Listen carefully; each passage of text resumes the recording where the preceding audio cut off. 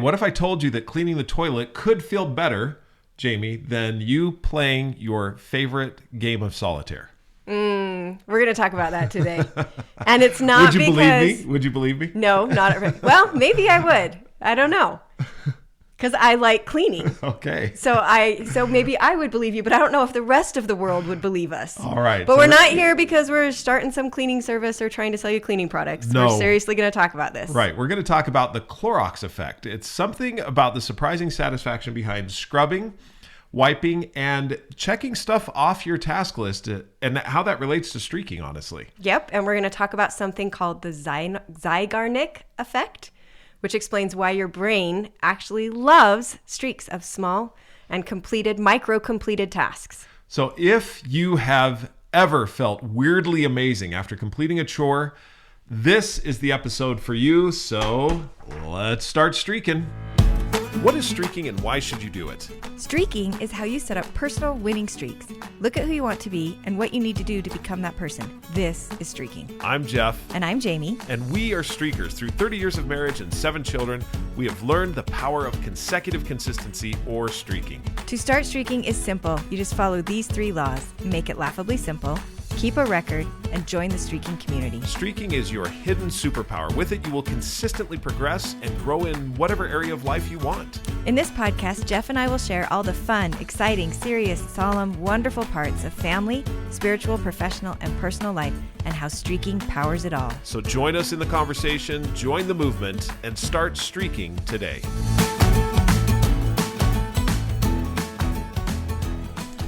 Okay, so this all came about through a friend of mine who said, have you seen the Clorox commercial? And I'm like, really? Yeah, what's the Clorox commercial? And he said that, well, basically, it's a Clorox commercial. And what he said was they have proven that cleaning the toilet is better than playing a video game. Now, that it wasn't quite that, but that's what he said to me. Okay. So did you, when he said it, were you like, I don't know if I believe that? Or were you like, oh, yeah, No, I was really interested, actually. Okay. I was thinking about it. I'm going, okay, that sounds interesting. I mean, what did you think when I brought it to you? I thought, finally, the world is proving the truth about life. But I get a lot of satisfaction from cleaning and having things in order, like actual satisfaction. So it was great for me to read about this and be like, I'm not alone. A lot of people feel this way. A lot of people. Okay, so here's the context of it. This comes from an article out of, I think this is out of a Chicago newspaper. But basically, go ahead. A Chicago newspaper somewhere. Somewhere. It was a Chicago newspaper. We'll put it in the notes. So Clorox did a study, and the science of clean that feels good. And they said that 21% of Americans say they clean regularly to boost their mood, but Clorox wanted to dig deeper. So they turned to neuroscience. So using EEG, emotive measure brain activity tied to positive emotions in participants as they engaged both cleaning tasks and other satisfying activities. Here's what they found. You ready? Okay. 37% of participants reported that cleaning the toilet felt better than petting puppies. Which is just, that one did blow my mind a little bit. That cleaning the toilet felt better than and I saw one of the, and if you haven't seen the commercial, look it up on YouTube. Just do Clorox clean. You can, yeah, it's on YouTube. If you hit the Clorox Feel Good Clean, it'll come up with 3 commercials. And one of the individuals she said, I don't believe the toilet puppy thing, but they proved that it worked on her. Okay. Yeah. So, okay, wiping coffee rings off the counter delivered the same level of enjoyment as getting a manicure or sipping a favorite latte. 43% of participants found that cleaning the toilet was more satisfying than listening to their favorite song. Wow. And scrubbing grime from the sink sparkled feel that good. One, what's that? The 43% cleaning the toilet. I feel like, what if you combined them? You clean the toilet while you're listening to favorite song. Like, does that just take it over the top? Which is something you do. Do you listen to music or do you listen to Audible Both. when you're cleaning? When I'm cleaning, I just clean. I'm just like, I'm doing clean. it. And that's pretty much it. But Clorox believes that Clorox basically says clean feels good, but discovering through neuroscience that for some it can feel satisfying as petting puppies. Now that was unexpected. Yes. So I found this really fascinating. And the reason why I did is because as we talk about this and think about it, I thought about, okay, so how does that relate to streaking? Now, we're not going to get there yet because we started to research this and talk a little bit more about what is it that's actually happening in the brain and why does it work? So there's what I mentioned earlier, the Zeigarnik Effect. Yeah, it's a tough word to say. Zeigarnik Effect. It's actually someone's last name. And it was a study. It was a Russian psychologist. And she noticed something really quite fascinating. She started to notice that people started a task but didn't finish it. Their brains held on to it. Like they couldn't let go of it. And the way that she noticed this was she was actually in a cafe and she was watching the servers and noticed that the servers could completely remember the tabs that hadn't been closed out. Oh, this is fascinating. Yeah. But the ones that had been completed, they couldn't remember what those amounts were anymore.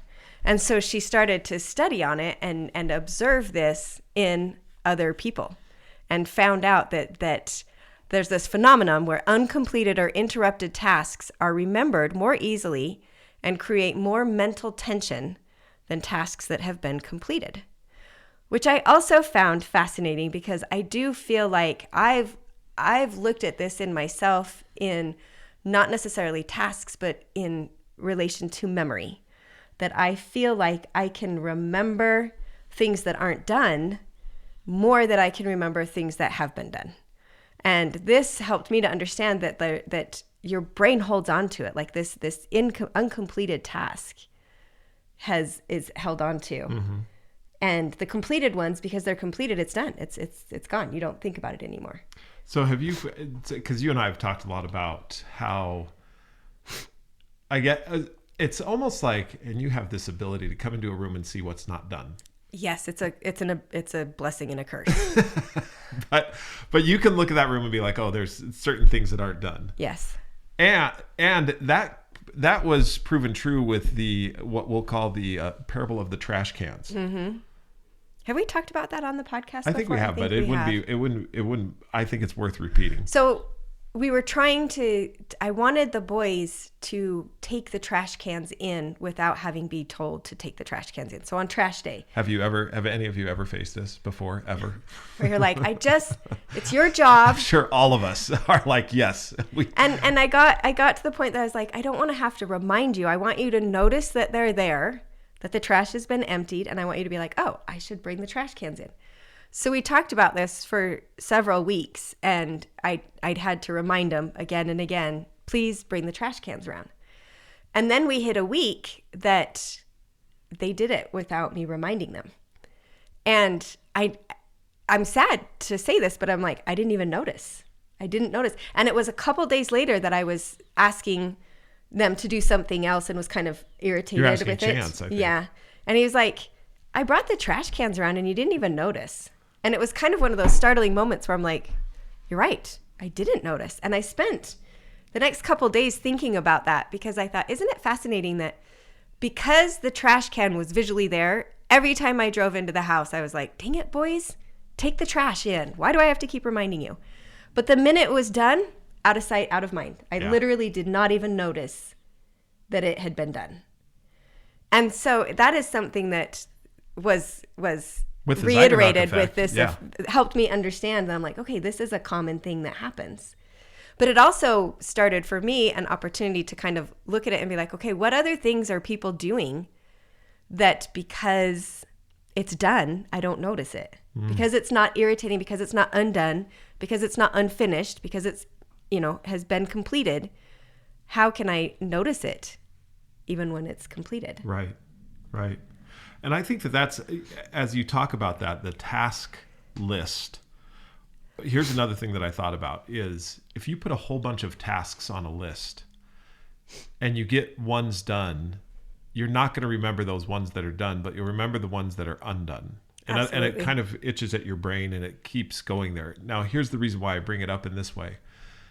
I think that there are times where we put way, way, way more on our task list that can ever be done, and then chide ourselves for the things that we haven't done and forget about the things that we have. Right. Now, I'm not against a task list. Don't hear me as that. Because oftentimes you can look at the list of streaks that I have that I do in a day as a task list, something that I'm going to check off and make happen every day. The thing with streaks is that I get to check them off, which provides the next little step in this Zeigarnik effect as far as why it is that we remember what isn't done, but why it feels so good to get things done. And that's because of the natural dopamine that gets, when you've closed an activity, right, that gets released into your body. And it kind of described, I like when you said you close an activity, because they described this as a loop. Like your brain will keep circling back to the thing that is unfinished. And they've said that your brain naturally prioritizes unfinished business. And so it's kind of like you're going to keep circling around this thing until it gets done. Yeah. And then when you do get it done, you're right. Your brain gives you a little reward, a little dopamine reward, like good job. I always picture it like a little cheer. So Woo! in your experience, you found that that's true. Absolutely. I mean, because yesterday was your clean Okay, day. I have to tell you, you're getting ready for guests, and you were cleaning everything. Go ahead, wherever you were going to go. I was going to. So we were doing some research with this on ChatGPT, and it actually asked us. It said, "Do you want me to make you a visual model of this effect?" and it said think of your brain like a giant cork board, and the things that you need to get done are all on one side of that cork board, written on Post-it notes. And so you notice all of those things that need to be done. And then it talked about when you're able to move that Post-it note from the unfinished side to the finished side, you get a little dopamine reward. And so it had this visual picture of this cork board with all these Post-it notes on it. And I had to laugh out loud because I'm like, I literally use Post-it notes in that way. I literally wake up in the morning. Okay, I'm going to tell you something right now. Everyone who's listening, I have woken up before and seen where Jami has on the wall in our master bedroom put Post-it notes all on one side, and yes, these are all the things that she needs to get done for the day. And then I've seen them go away throughout the day. Yes. Oh, and I've started, like, one wall is the to-do wall, and then the other corner is the to-done wall. So that when I love that, to-done. To-done. Ta-da! When I walk into the bedroom, the stuff that's done is what I see first. Because I think I need a little reminder of you've gotten some stuff done today. Right. Even though there's a lot more sticky notes still on that other side. Right. So this has been so fun to research. I think, and this goes back to my task list or sticky notes or whatever else. I think it's important to be realistic about what it is you're going to be able to get done, because if you put too many things on that task list, if you put too many things on that, I think that you don't get the dopamine because you focus on what hasn't been done over and over and over and over again. In fact, I don't know if this is a good thing to talk about or not, but when I read this article for myself, I started to realize that I needed to allow the winning of completing my streaks to be something that I allowed in my life more. Does that make sense? In other words, I recognized that if you don't allow yourself to recognize the things that are completed, and all you ever focus on are the uncompleted tasks, you're literally setting yourself up for an unwinnable game, because there's always going to be things that you need to do, especially if you're a motivated person and you have a lot of things you want to be doing. If you don't stop a little bit in the process and allow yourself to recognize what you've gotten done, I do think you can set yourself up for discouragement and even some depression. Even though you're being very productive and getting a lot of things done, you can still feel like you're not, and this kind of validated that for me by saying your brain literally kind of forgets it. Yeah. Like you focus and prioritize on the things that are not done. And so I looked at streaking as kind of another twofold opportunity that I thought, okay, it helps me to break things down into smaller wins, smaller accomplishments, and to check those off, but then also to allow myself the process of saying, you did do that. Like, take a minute and recognize that you did that thing. And I think it talks a lot about how we tie it into the why, our B statement. Why are you doing the things you're doing? And when you're doing a lot of the same things again and again and again that are small, but you're being consistent about them, I think it's important to stop sometimes and recognize these things are contributing to who I want to be. Like, it is making a difference, even though it's small. Mm-hmm. And that's kind of that was my aha moment as I was studying this as I was researching this.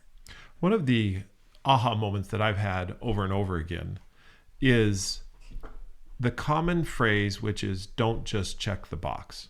You've heard that? Yeah, we've all heard it. We've talked about it. Don't just check the box. And that kind of rubs me the wrong way. The reason it rubs me the wrong way is because it's important to check the box. Mm-hmm. The dopamine gets released when you check the box. It's one of the reasons why we like checking the box, is because it feels so good when you check the box. Right. I think the intention behind that of don't just check the box is don't become rote or routine about it. In other words, it means something. And I think that ties into what you were saying about the B statement. It means something to get that particular thing done. However, I even look at it as, I would not say don't just check the box. I'd say check the box, definitely check the box, and keep checking the box every single day, which is how you get those small wins every single day. And as I look at it in my professional life, one of the areas where I get a lot of satisfaction is being responsive to people. And one of the streaks that I have is to have 10 or less emails in my inbox at the end of the day. And I want you to talk about your email discovery in just a second. That streak was set in response to a complaint that I was not responsive. And I thought, how can I be responsive? I'm going to set a streak to have 10 or less emails in my inbox at the end of the day. And I've been doing that now for many years. And it is something that brings a lot of satisfaction at the end of the day. And it's also something when I have those 10 in there, for example, I have 3 in the inbox right now that I know need to be taken care of, and I know they need to get done. And I've carried them over a couple of different days, and no one's waiting for a response. What's happened? These emails happen to be actually tasks that I need to complete that are in the box. And I think about them all the time, but I do not think about the literally thousands of emails to which I've responded or tasks that I've completed. They're pretty much gone. However, when I complete that and when I have my inbox completely empty at the end of a week or the end of a day or whatever it is, it literally does boost the whole dopamine. It is in fact the form of cleaning for email. That's a great point. It's kind of like wiping your counters or cleaning your toilet. It's the same thing, but for email. Okay, so I need you to talk about email because you recently discovered something. You have had email has been the bane of your existence for a long time. Email phobia is what I think I have. I have a fear of email, and I don't know what you have a fear of email. Do you have a fear of that if you start looking at the email, you're going to have to do things? Email requires a lot of decision making, and sometimes that is a little overwhelming for me. Like, there's a lot in there. I think I struggle a little bit with FOMO, and so I don't totally want to just delete all the ads because what if I'm missing something? Or I don't totally want to delete all those articles because what if I'm missing something? And FOMO, honestly, that's one thing that's gotten a little bit of a bad rap as well, because you have missed out on things. I have that. And that's part of where the fear has come, is I have had things that I've missed literally because, and my worst thing that people say to me is, did you see the email I sent? And immediately you get defensive. Always I'm like, no, just fire me now. Just tell me I'm a loser because no, I probably didn't see the email you sent. And so I've the other day I got to a place where I was like, I have got to learn to deal with this. The world lives and dies through email. And I'm dying right now because I'm not jumping on board. I'm living in this little place of checking it occasionally, trying to scan and hit the ones that I know are going to be something I'm missing, and then live in denial about the rest, saying, tomorrow I'll do better.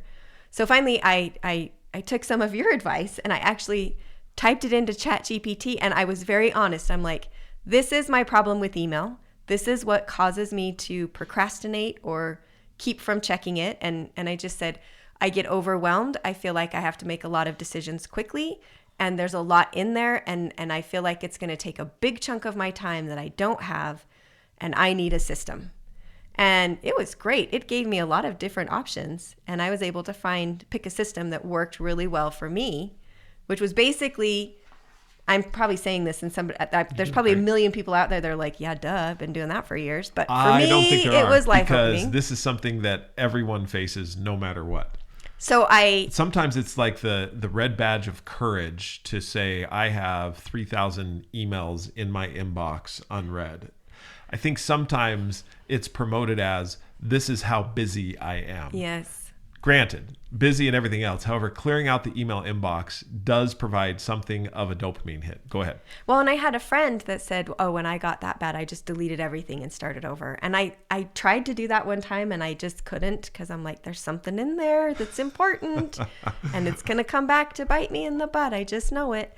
And so what it helped me do, and I'll just tell you how I did it, is it categorized everything. I took everything and redid my folders in email. Yeah. So what was the system that it gave you? Get a little bit more detailed on that, because I'm sure that people will be So interested. I was already using folders, but I was using folders by emails that I wanted to save by category. So I had like, these are the school emails that I need to save, and these are the karate emails I need to save, and these are family pictures that I need to download and put in, and just like that.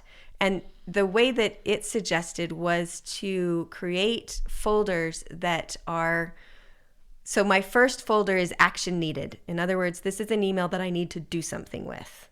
And so I can just put it in there. And then my second folder was waiting. So in other words, a lot of emails that have information that I've put in, but I'm not ready to delete it. But as soon as the event is over, then I can delete that email and not have to hold on to it. So the information is important, but only for a little bit of time. It also suggested if you're waiting for a response from somebody, but it's something that you're waiting on. And then there was ones that were reference. In other words, I've got all this information, but I need to know where the email is so I can go back and reference it in the future.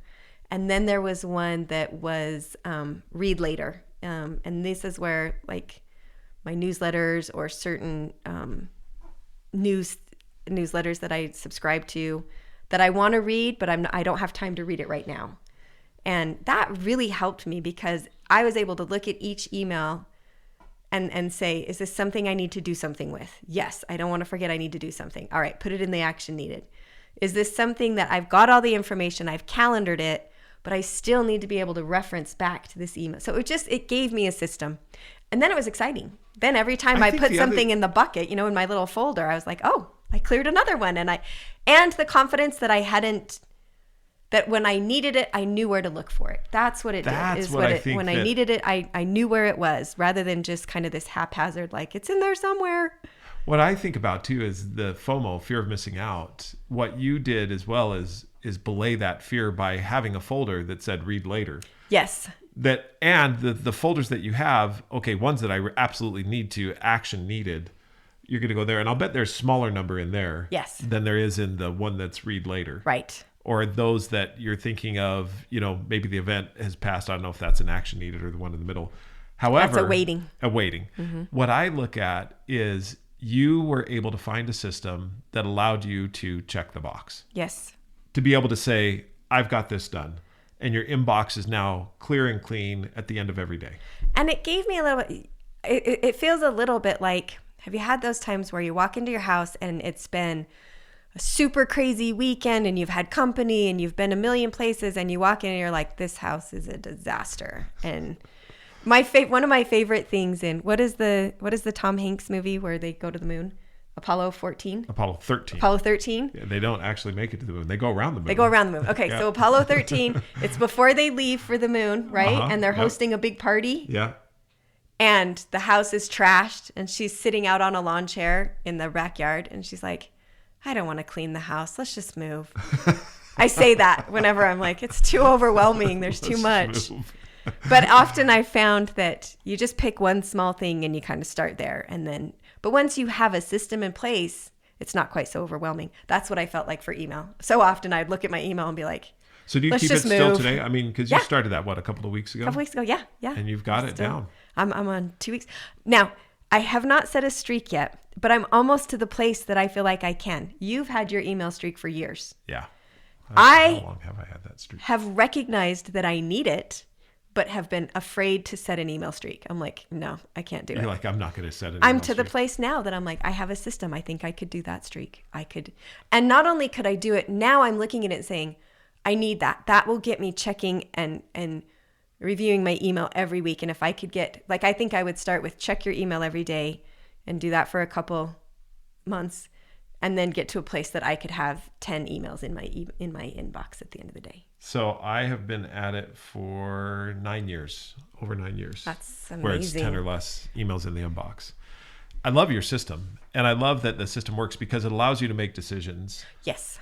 In a way that calms your brain and doesn't send you into panic. And give me confidence. And confidence that if there is something you need to go back to, you can. And I believe that is, as we talk about the Zeigarnik Effect, we talk about the Clorox cleaning effect, all of those things, as far as the dopamine that's released, the sensory of things being checked off, is all about what a streak does. And it adds in the additional thing of the game. Yes. How long can I keep the streak alive? What is it that I can do? I can see visible progress. That's why I love the streak on the 10 emails or less at the end of the day, is because I can see I've been doing that for 9 years, or 3,000. What did it come up with? I did just the year conversion, but it was, I just lost it. 3,356 days and counting. That's amazing. That's so amazing. And I think, so the email one, there's a visual, like you can visually see that there's not very many emails in your inbox. The other thing that I love that streaking has done is give you a way to have a visual on things that are character traits, not something that you can visually. So like cleaning, part of what the thrill of cleaning is that it was dirty when you started and it's clean when you're done. Like you can see you've made a difference. You can start to feel in control. You start to feel like, okay, I've got some, I can handle my life. That's what I guess I look at cleaning as, okay, my house is clean. I can handle my life. I can do this. I can do this. It's a little pep talk. I can do this. Absolutely. And I think that streaking can do have that same effect on character traits, where you're looking at and like, okay, I am learning to be more patient. I am learning to be more kind, because look how many proverbial sticky notes that I've moved from one end of the cork board to the other. I've been kind, or I've remembered somebody's name, or I've said hi to somebody this many times. Like that says smiled something. at them. I've smiled at them. Or you have now a visual representation of the character traits that you're striving to build. That's really good. So streakers, as you go about setting your streaks and looking at your streaks and considering what it is you want to do, know that there is science behind being able to check the box, being able to get things clean, and that you do receive a lot of, I wanted to go to what was it? Satisfaction. That was it. A lot of satisfaction from getting those things done. And we have, by the way, streaks in every area. Cleaning streaks. I mean, you could have make the bed daily. That's one of my streaks. Yeah. I was surprised you didn't know that was one of my streaks. I was surprised too. And once I knew, I felt better.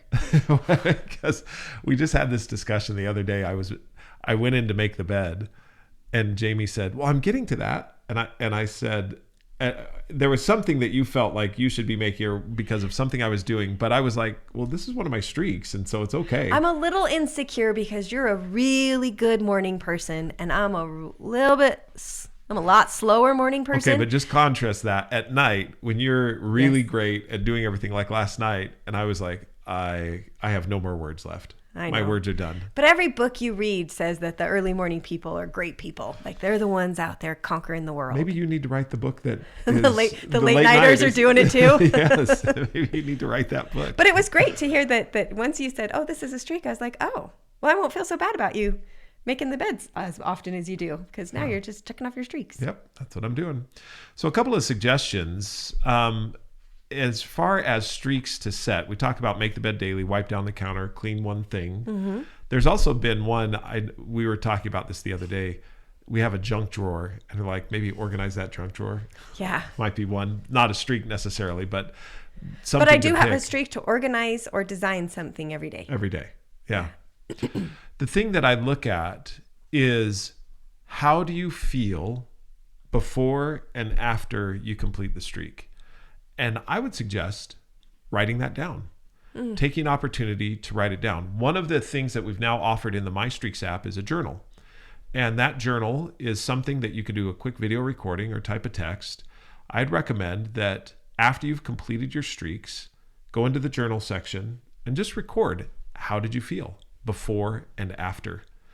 I have found that as I've continued to complete streaks in all areas of life and all aspects, that I always feel better at the end or when I've completed it.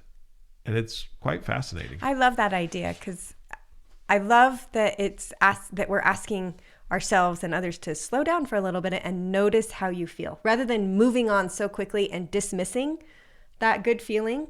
Like, give it a little spot in your heart for a minute. Give it some time to be there and enjoy it and appreciate it. The other thing that I thought about is, I thought this is so fascinating to look at it comparing to cleaning house, because no matter how much you clean the house, it gets dirty again. You know what I mean? And emails always come. Emails, yeah. No matter how often you get your email box cleaned out, they come back in.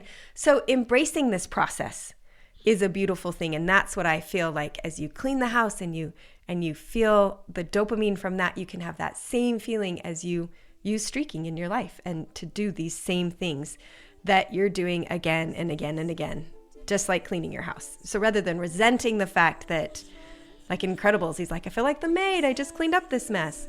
You embrace the process of cleaning has a lot of value to it.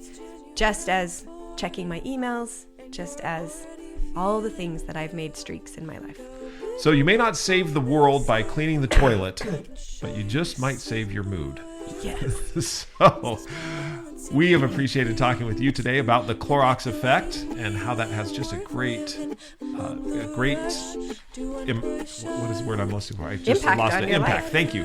A great impact on your mood and on your life. If you have anything else that you'd like to share with us in this regard, shoot us an email about how you feel after you've cleaned something at Jeffery, Jeffery, at MyStreaksApp.com. Or Jami, Jami, at MyStreaksApp.com. Until we talk again, we hope you have a marvelous, fantastic, wonderful day. And as always, keep streaking. A better you.